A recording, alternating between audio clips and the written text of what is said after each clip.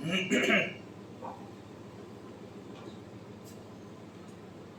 الحمد لله نحمده ونستعينه ونستغفره ونعوذ بالله من شرور أنفسنا ومن سيئات أعمالنا من يهده الله فلا مضل له ومن يضلله فلا هادي له وأشهد أن لا إله إلا الله وحده لا شريك له وأشهد أن محمدا عبده ورسوله أرسله بالحق بشيرا ونذيرا أعوذ بالله السميع العليم من الشيطان الرجيم بسم الله الرحمن الرحيم يا أيها الذين آمنوا اتقوا الله حق تقاته ولا تموتن إلا وأنتم مسلمون يا أيها الناس اتقوا ربكم الذي خلقكم من نفس واحدة وخلق منها زوجها وبث منهما رجالا كثيرا ونساء واتقوا الله الذي تساءلون به والأرحام إن الله كان عليكم رقيبا يا أيها الذين آمنوا اتقوا الله وقولوا قولا ثقيلا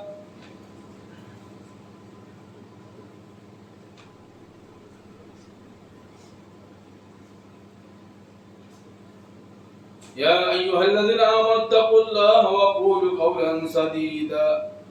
يصلح لكم أعمالكم ويغفر لكم ذنوبكم ومن يطع الله ورسوله فقد فاز فوزا عظيما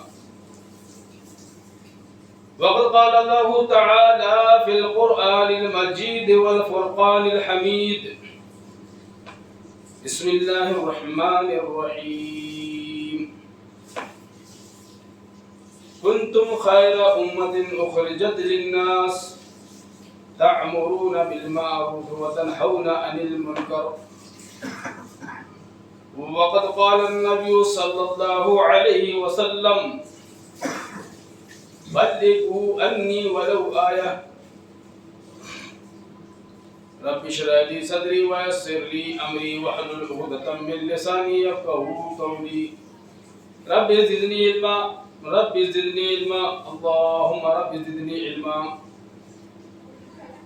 ہر قسم کی تعریف، توصیف، کبریائی، بڑائی، حمد و ثنا اس خالق کائنات مالک ارض و سما کے واسطے ہیں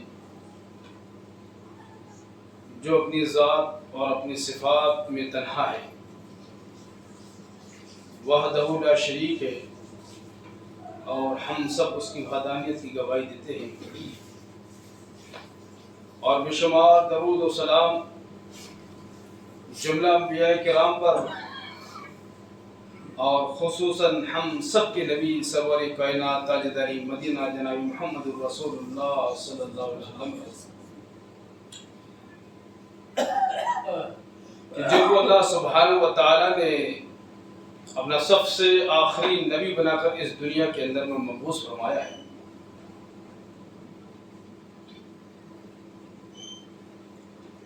اس دنیا کے اندر میں جتنے بھی نبی آئے،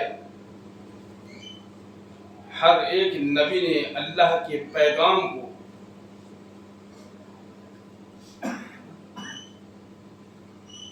ہو بہو پہنچایا ہے، اور تاریخ کے ساتھ ساتھ قرآن و حدیث اس بات کی گواہ ہیں کہ جس امت نے بھی اپنی نبی کی بات کو لبیک کہہ کر اس کو گلے سے لگایا ہے، جس معاشرے نے، جس سوسائٹی نے، جس قوم نے، وہ دنیا کے اندر میں سرخرو رہی ہے،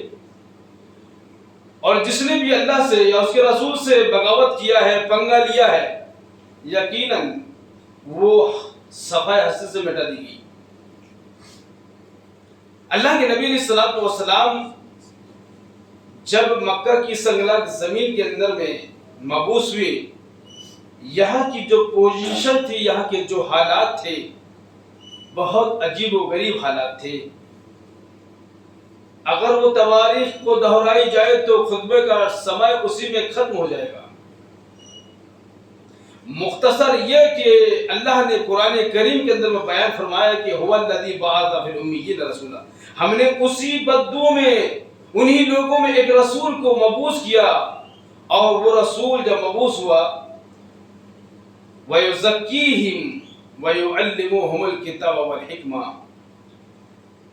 تو ان کو قرآن کی آیتیں پڑھ پڑھ کے سنایا، ان کے قلوبوں کا تزکیہ کیا، ان کے قلوبوں کے اندر میں جو زنگ لگ چکا تھا، ہر برائی کے اندر میں وہ ملوث، لڑائی جھگڑا، ظلم زیادتی، جھوٹ، غیبت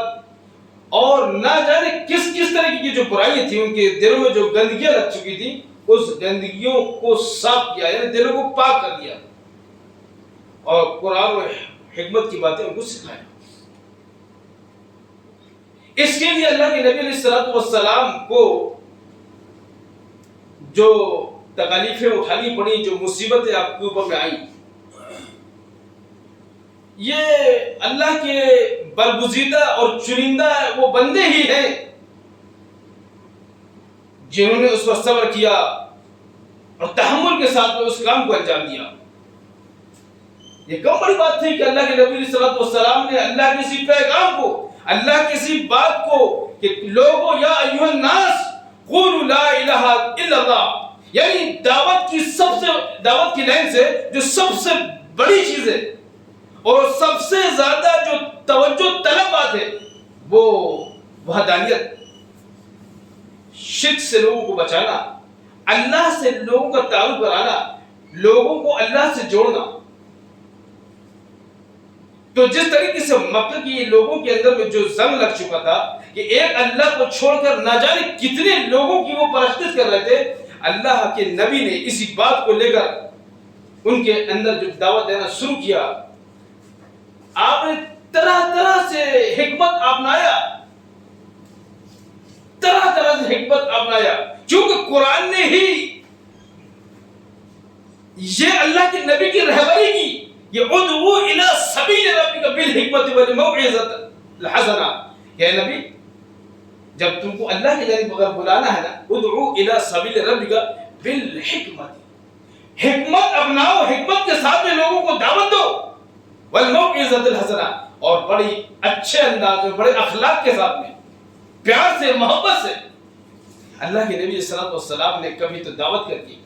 کبھی تو لوگوں کو صفا پہاڑی پر چڑھ کر اور لوگوں کو اس طریقے سے کہ دیکھو میرے بارے میں تمہارا پہلے کیا کہنا بتاؤ، میں تمہارے نزدیک کیسا ہوں، میں یہی دھرتی پہ جنم لیا ہوں اور آج میں 40 سال کی عمر کو پہنچ چکا ہوں، میرے بارے میں تمہارا کیا خیال ہے، سچا ہوں، جھوٹا ہوں، کیسا ہوں؟ لوگوں نے کہا نہیں آپ صادق الامین ہیں بھائی، آپ ایسے ہیں، اچھے خانوادے کے ہیں، سلیم گھرانے کے ہیں، کبھی جھوٹ نہیں بولتے ہیں، آپ امانتوں میں خیانت نہیں کرتے ہیں. لوگوں نے پھر بات کیا تو آپ نے فرمایا کہ اگر اس پہاڑی کے پیچھے ایک لشکر ہے وہ جلد تم پر حملہ آور ہونے والا ہے، اگر میں یہ بات کہوں تو میری بات کو مانو گی؟ تو سمجھ گئے لوگ کہ یہ کہنا کیا چاہ رہا ہے. اس بات کی ناراضگی میں آپ کا جو چچا تھا ابو لہب،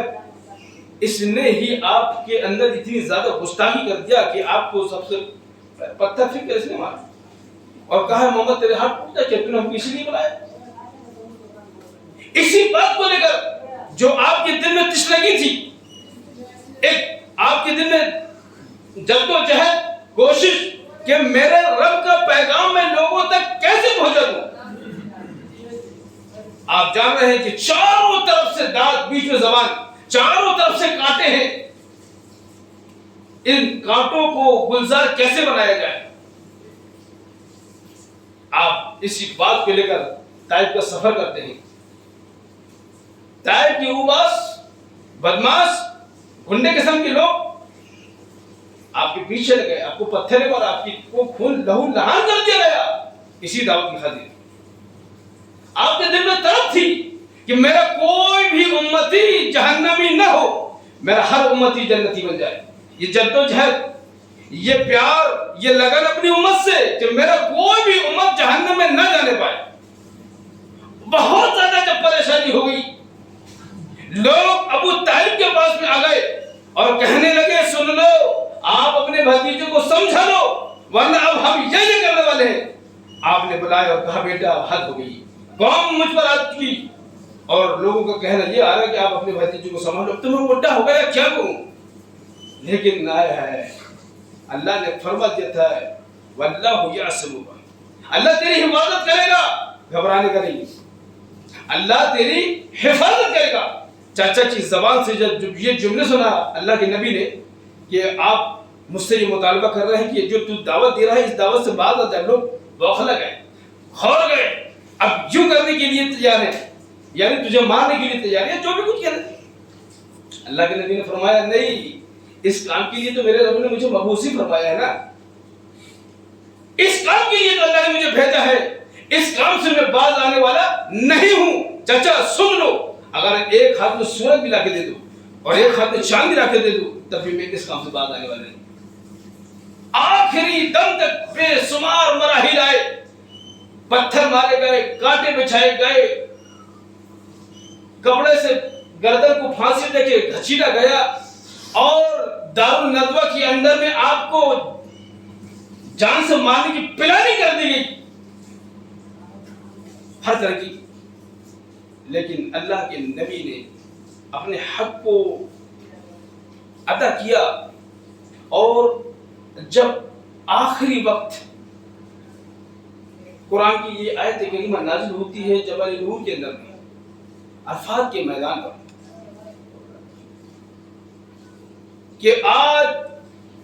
اليوم اکملت لکم دینکم واتممت علیکم نعمتی ورضیت لکم الاسلام دینا، کہ آج ہم نے یہ دین کو مکمل کر دیا، اکملت، ہم نے اس کو مکمل کر دیا، واتممت نعمتی ورضیت لکم الاسلام دینا، اور یہ جو دین آیا نا یہ تمام دینوں میں ہم کو سب سے پیارا دین ہے، اس دن کو میں نے عاشق پر مکمل کر دیا. اللہ کے نبی نے فرمایا کہ یہ دین مکمل ہو گیا، یہ دین مکمل ہو گیا، اور اب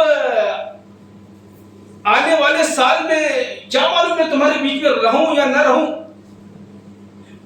بروز قیامت ہر نبی کے ساتھ میں یہ معاملہ آئے گا کہ لوگوں سے شہادت دی جائے گی، پوچھا جائے گا کہ یہ انہوں نے جو تم پر بھیجے گئے تھے یہ انہوں نے اپنے کام کو انجام دیا یا نہیں دیا. تو آپ نے کہا لوگوں بتاؤ کہ میں جو اللہ کا پیغام تم تک لے کے آیا تھا اس پیغام کو میں نے تم تک پہنچایا یا نہیں پہنچایا. صحابہ کرام نے کہا اللہ کے نبی آپ نے پہنچایا، اس کا حق بھی ادا کیا، اور آپ نے ہم کو مکمل نصیحت بھی کیا. اللہ کے نبی صلی اللہ علیہ وسلم نے آسمان کی جانب انگلی کو اٹھایا اور کہا اللہم اشہد اللہم اشہد اللہم اشہد فلیبلغ الشاہد. ہاں ایک بات اور سن لو، اللہ نے دین کو مکمل کر دیا، اور جب دین مکمل ہو گیا میرا کام ختم، اب شاید اس دنیا سے میں چلا جاؤں، کام میں چلا جاؤں گا، نبوت ختم، لیکن میرا کام ختم نہیں ہے. اب یہ میرا کام میری امت کرے گی، میرا کام میری امت کرے گی. اب اس امت کی سپرد یہ کام کر دیا گیا. تو جو قرآن کریم کی جو آیت کریم ابھی جو تلاوت کی گئی، کنتم خیر امت اخرجت للناس، تم بہترین لوگ ہو، اور اللہ کے نبی نے فرمایا تم میں سب سے بہترین لوگ وہ ہیں جو لوگوں کو فائدہ پہنچائیں. تم میں سب سے اچھا وہ ہے، یا تم میں سب سے اچھے وہ ہیں جو لوگوں کو فائدہ پہنچائیں. تو کنتم خیر امت اخرجت للناس، تم میں بہترین لوگ وہ ہیں، تم بہترین لوگ ہو. کیوں؟ اخرجت للناس، تم لوگوں کی بھلائی کے لیے پیدا کیے گئے ہو، اپنی نہیں، اپنی بھلائی نہیں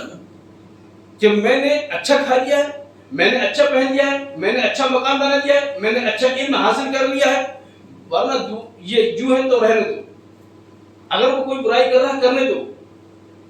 وہ نماز نہیں پڑھ رہا ہے نہیں پڑھنے دو. نہیں، مسلمان وہ ہے، مومن وہ ہے، اس کے اندر کوالٹی یہ ہے کہ جب وہ کسی برائی کو دیکھتا ہے تو برائی سے روکتا ہے، برائی سے روکتا ہے, بھلائی کا حکم دیتا ہے. اللہ کے نبی صلی اللہ علیہ وسلم کی اس حدیث کو مد نظر رکھتا ہے کہ جو اپنے لیے چاہتے ہو وہ اپنے بھائی کے لیے وہ چاہو, اپنے لیے جو پسند کرتے ہو وہ اپنے بھائی کے لیے پسند کرو. تو اللہ کے نبی صلی اللہ علیہ وسلم نے اپنے صحابہ سے پوچھا کہ بتاؤ میں نے اپنے اللہ کے اس پیغام کو پہنچا دیا؟ ہاں پہنچا دیا اللہ کے نبی, اور اس کو آپ نے تام بھی کر دیا ہے, مکمل بھی کر دیا اللہ کے نبی.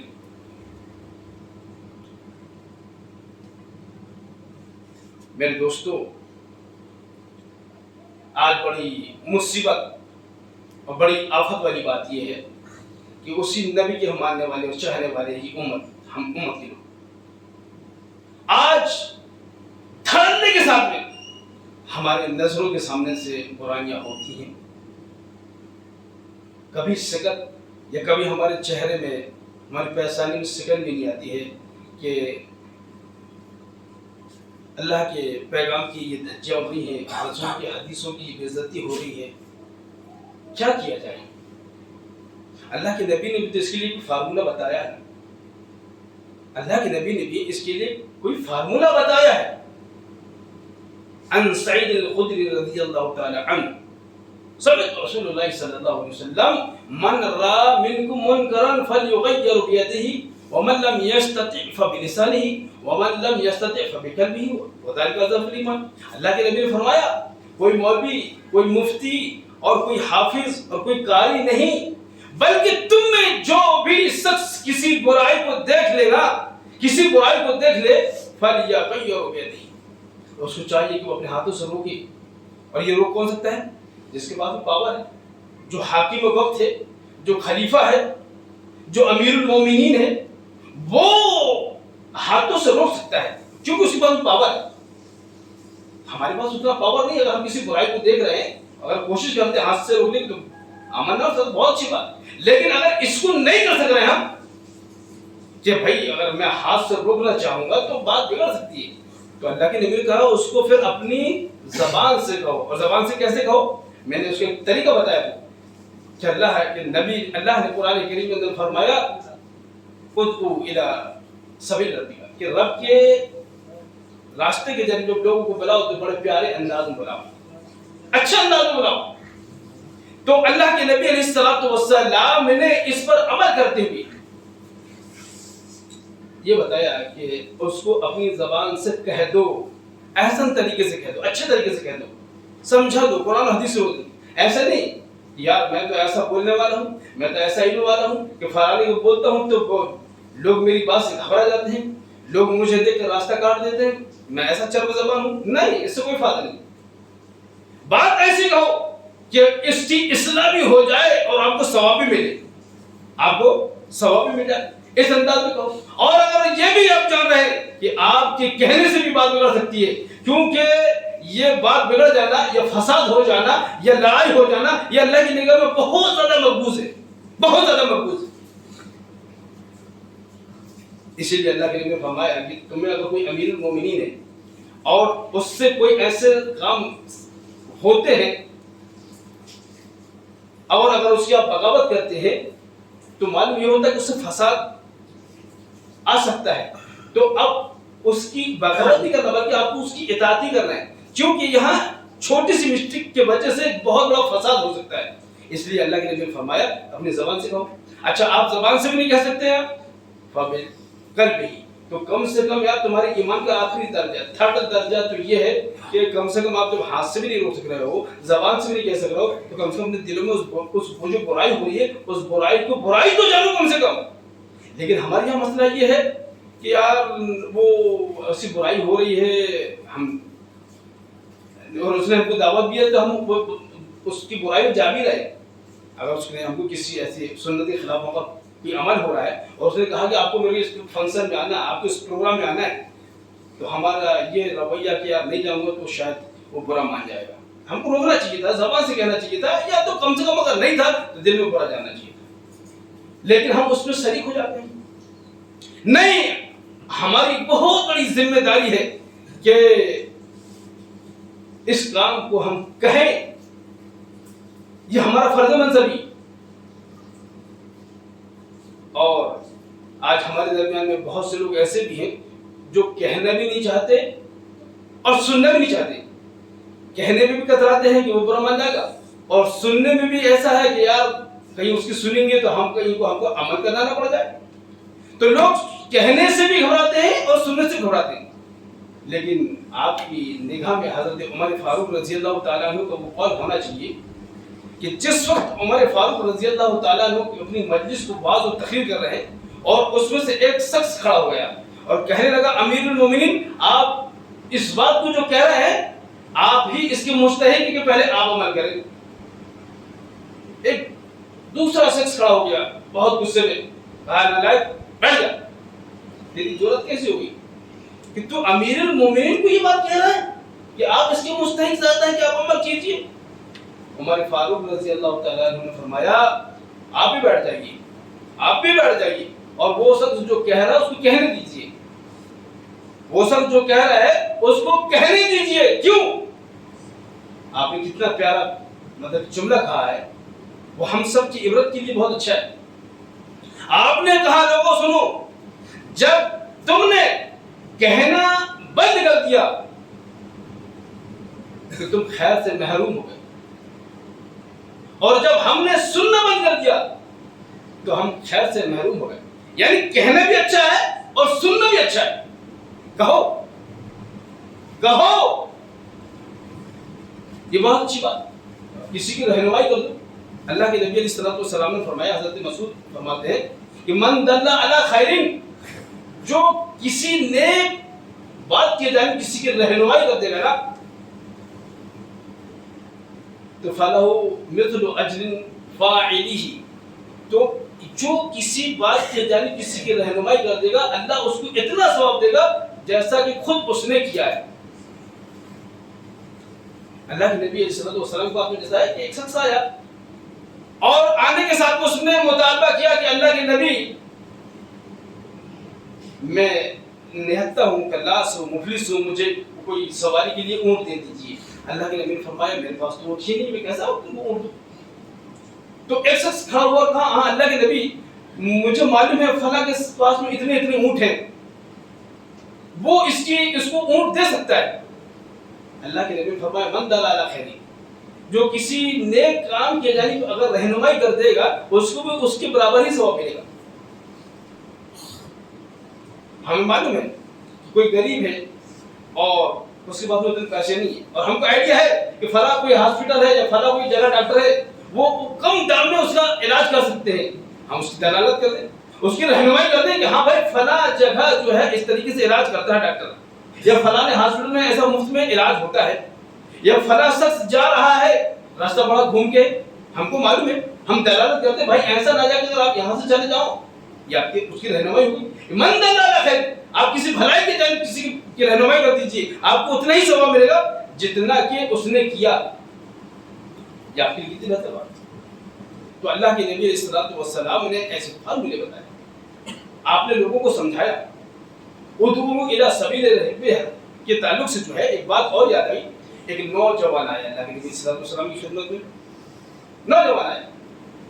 اور زنا کی اجازت مانگ رہا تھا. اللہ کے نبی مجھے اجازت, میں یہ بھی کر لوں گا وہ بھی کر لوں, مجھے زنا کرنے کی اجازت دے دیجیے. ادعوا الی سبیل ربک بالحکمت, آپ کل پاور ہے, صحابہ کرام موجود ہیں, آپ چاہتے تو پکڑ کے کچل ڈال دیں کہ بدتمیز بےہودے, پھر کیسی ضرورت ہوگی تو میرے سامنے اتنی بڑی بات کر رہا ہے, زنا کی اجازت مانگ رہا ہے. لیکن اللہ کے نبی نے اس کو قریب کیا, قریب بلایا اور اس کی پیٹھ میں ہاتھ پھیرا, اس کی داڑھی میں ہاتھ پھیرا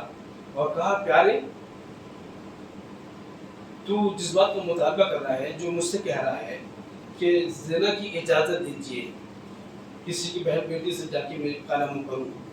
یہ بتا کہ تیرے گھر میں تیری ماں ہے, تیری بیٹی ہے, فلانا ہے, اگر یہ بتا کہ تیری ماں کے ساتھ میں کوئی ایسا اجازت مانگے یا وہ کام کرے تو تجھے اچھا لگے؟ نہیں, میں تو اس کو برداشت نہیں کروں. کوئی تیری بہن کے ساتھ یہ کام کرے تو اچھا لگے؟ اللہ کے نبی نے خود بلاؤ, جب یہ دعوت دو تو کیسی حکمت کے ساتھ. اللہ کے نبی نے کتنے پیارے انداز میں قریب کر کے بلایا، پیٹ پہ ٹھوکا، داڑھی ہاتھ پھیرا اور پیارے انداز میں سمجھا، کہا ایسا ایسا معاملہ ہے، کیا تو اس کو پسند کرے گا؟ اس کے گاؤں بھی کھڑا ہوا، کہا اللہ کے نبی نہیں، تو پھر تو دوسری کی بہن بیٹیوں کے لیے یہ کیوں سوچ رہا تو؟ ان کے لیے کیسی اجازت مانگ رہا ہے؟ تب اس کی بات سمجھ میں آئی، عمل پیدا ہو گیا، توبہ کر لیا فوراً۔ ہاں،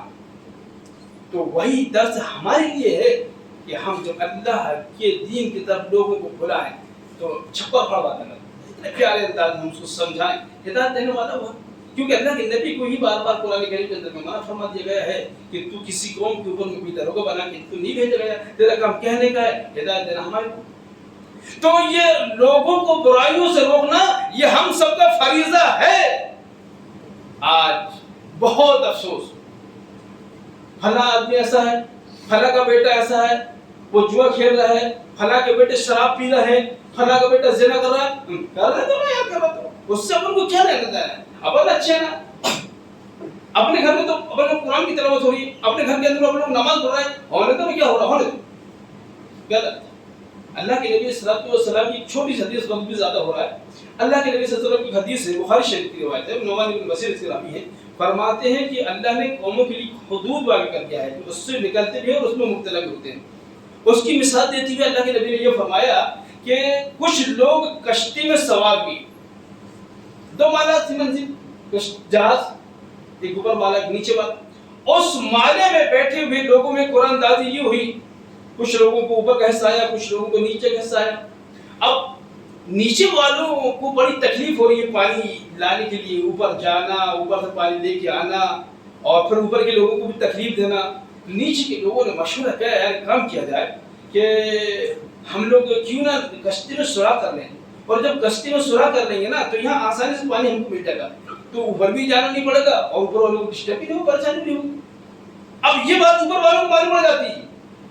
کہ یار یہ نیچے والے اس طریقے سے پلاننگ کر رہے ہیں، اگر یہ اوپر والے ان کی پلاننگ کو فیل نہ کریں، اس کو روکے نا، اور وہ لوگوں کو کشتی میں سوراخ کر لیں تو پورا پانی کشتی میں جب بھرے گا تو نیچے والے بھی ڈوبیں گے، اوپر والے ڈوب جائیں گے،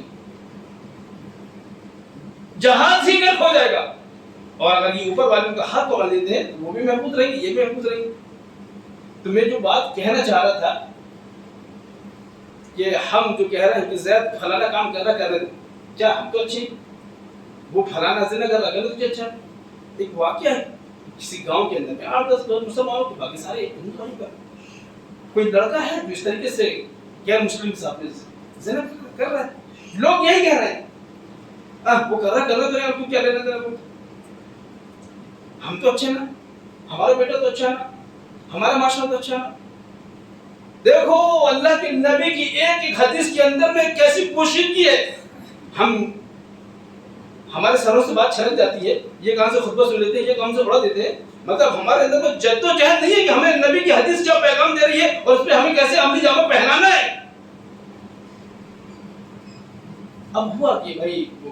عشق بڑھتے بڑھتے یہ ہے کہ ایک دم رفو چکر ہو گیا، گاؤں کے لوگ کھو گئے، ارے یہ پٹھان لوگ مسلمان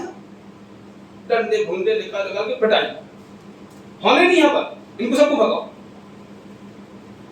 لوگوں کو مجبور کر دیا رہنے میں۔ کیوں ہو گیا؟ کیوں مجبور کر دیا؟ تو یہ جو حدیث تھی، جہاز والی جو حدیث میں پیش کیا کہ کاش اگر وہ اس نیچے والوں کو ہاتھ پکڑ دیتے نا تو وہ بھی صحیح سا نہیں رہتے، یہ بھی صحیح سا نہیں،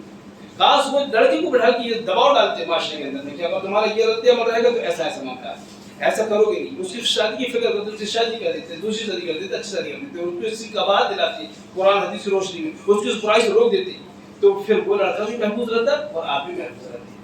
تو ہمارے اندر ایک بہت بڑی غلطی اور ایک بہت بڑی کوتاہی ہو رہی ہے کہ ہمارے معاشرے کے اندر میں بے شمار ہمارے ایسے نوجوان ہیں جو بے شمار برائیوں میں لت پت ہیں، طرح طرح کی ان کے اندر میں برائیاں ہیں، اور ہمیں معلوم ہے، ہم دیکھ رہے ہیں، لیکن ہمارا نظریہ یہ بنا ہوا کہ صرف اپنے بندے ہم اچھے ہیں، فلاں کر رہے ہیں کرنے دو، لیکن اللہ نے قرآن کے اندر فرمایا ہے کہ اگر تمہارا یہ رد عمل اگر رہے گا نا تو ہم پھر ایسے تمہارے اوپر میں ایسے لوگوں کو مسلط کر دیں گے، ایسے لوگوں کو مسلط کر دیں گے کہ اس ٹائم میں اگر تمہارے اچھے بھی اگر اللہ سے گڑ گڑا کے توبہ کریں گے نا تو ہم توبہ کو قبول نہیں کریں گے، پھر پچھتاؤ گے، کافی افسوس کرو گے کہ کہاں ایسا ہو گیا, ایسا کیوں ہو رہا ہے, ایسے عذاب کیوں آ رہے ہیں, ایسا بادشاہ کیوں مسلط ہو گیا. ارے اللہ بما کسبت ایدی الناس, کیوں اللہ کو کھوڑی دیتا ہے یار, اللہ ہمارے ساتھ کیوں کر رہا ہے, تیرے ہاتھ کی کمائی ہے. تو آج ہم مسلمان ہیں, ایمان والے ہیں, قرآن اور حدیث کو پڑھنے والے لوگ ہیں, ہوش میں آ جاؤ. اللہ کے نبی کی ایک ایک بات پر نظام پہناؤ. بہرحال وقت زیادہ ہو رہا ہے, اللہ سے دعا کرتا ہوں کہ رب عزت جلال اس امر بالمعروف نہی عن المنکر کے تحت, اصلاح معاشرہ کے تحت جو بھی کچھ بات ہمارے سامنے آئی ہے, اللہ سے دعا تعالیٰ ہم سب کے سنت اللہ کی توفیق عطا فرمائے. آمین وآخر الحمد للہ.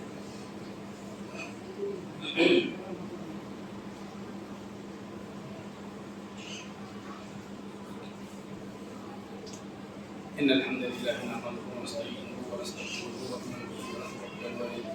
ونعوذ بالله من شرور أنفسنا ومن سيئات أعمالنا من يهده الله فلا مضل له ومن يضلل فلا هادي له وأشهد أن لا إله إلا الله وحده لا شريك له وأشهد أن محمدا عبده ورسوله الذي أرسله بالحق بشيرا ونذيرا. أما بعد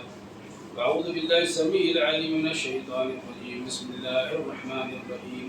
إن الله وملائكته يصلون على النبي يا أيها الذين آمنوا صلوا عليه وسلموا تسليما. اللهم صل على محمد وعلى آل محمد كما صليت على إبراهيم وعلى آل إبراهيم إنك حميد مجيد. اللهم بارك على محمد وعلى آل محمد كما باركت على إبراهيم وعلى آل إبراهيم إنك حميد مجيد. إن الله يأمركم بالعدل والإحسان وإيتاء ذي القربى وينهى عن الفحشاء والمنكر والبغي يعظكم لعلكم تذكرون. واذكروا الله يذكركم وادعوه يستجب لكم ولذكر الله تعالى أعظم وأكبر.